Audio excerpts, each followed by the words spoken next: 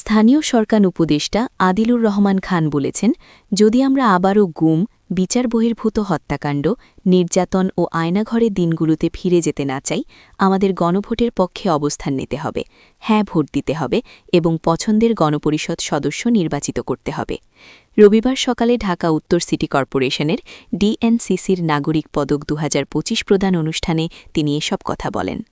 স্থানীয় সরকার উপদেষ্টা বলেন, ১.৫ বছর আগে ঢাকার রাস্তা ছাড়ছ না, শ্রমিক ও জনসাধারণ রক্ত দিয়েছিলেন বাংলাদেশের পরিবর্তন আনার জন্য।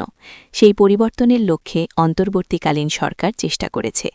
আদিলুর রহমান বলেন, আমরা ওই বাংলাদেশটাই স্বপ্ন দেখি যেই স্বপ্ন আমাদের শহীদরা দেখিয়ে গেছেন, যেন বাংলাদেশ আর অন্যায়ের পথে না হাঁটে।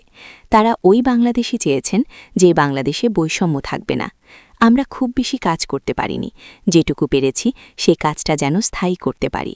উপদেষ্টা বলেন, আধিপত্যবাদের কাছে আর বাংলাদেশ কখনো মাথা নত করবে না, অন্যায় অবিচারের কাছে বাংলাদেশ কখনো মাথা নত করবে না, এটাই আমাদের আকাঙ্ক্ষা।